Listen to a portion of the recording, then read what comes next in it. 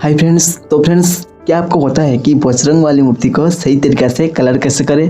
क्या क्या मिस्टेक आप करते हैं जिसके कारण से ये जो मूर्ति को आप कलर करते हैं वो अच्छी नहीं हो पाता है। तो फ्रेंड्स चलिए आज का वीडियो को स्टेप बाय स्टेप स्टार्ट करते हैं।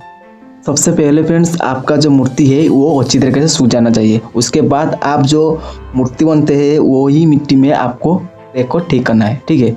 तो ये जो कलर मैं फ्रेंड्स यूज करता हूँ ये एक्रिलिक कलर है, वो वाटर प्रिंट है, ठीक है। सबसे पहले जो फ्रेंड्स हम वाइट कलर यूज करते हैं ये इसलिए दिया जाता है कि उनके ऊपर में जो भी कलर हम यूज करेंगे वो कम खर्च आता है, ठीक है फ्रेंड्स। ये जो फ्रेंड्स कलर में मिक्सिंग करता हूँ, सबसे पहले आपको ऑरेंज कलर आपको थोड़ा सा देनी है, ठीक है, ज़्यादा सा नहीं देनी है। तो उसके बाद आपको जो वाइट कलर है उसको ज़्यादा देनी है। उसके बाद आप जो येलो कलर है, येलो कलर भी आपको थोड़ा दे के मिक्सिंग करना है, ठीक है। तो फ्रेंड्स इसलिए मैं कलर को थोड़ा बहुत देने के लिए बता रहा हूँ कि तो फ्रेंड्स मेरे का ये मिस्टेक हुआ था कि मैं ऑरेंज कलर ज़्यादा सा दे दिए थे, ठीक है। तो सॉरी का जो कलर है उस कलर बनने के लिए मैं वाइट कलर ज़्यादा सा देने पड़ा मुझे, ठीक है। तो इसलिए बार बार आपको बता रहा हूँ कि मैं जो गलती किया हूँ ये गलती आप मत करिए, ठीक है। ऑरेंज कलर ज़्यादा सा नहीं देना है, आपको थोड़ा सा देना है, और वाइट कलर ज़्यादा सा देना है। उसके अलावा जो येलो कलर है, येलो कलर भी थोड़ा सा देख के आपको मिक्सिंग करके तरीका जो कलर है उसको करना है, ठीक है। तो फ्रेंड्स वीडियो को लास्ट तक देखिए, क्या क्या कलर फ्रेंड्स मैं यूज करता हूँ और कैसे तरीक़ा से यूज किया जाता है कलर को, क्या क्या मिक्सिंग किया जाता है, सब कुछ फ्रेंड्स आप डिटेल्स देख सकते हैं। तो मैं मिलता हूँ फ्रेंड्स आपके साथ वीडियो के लास्ट में।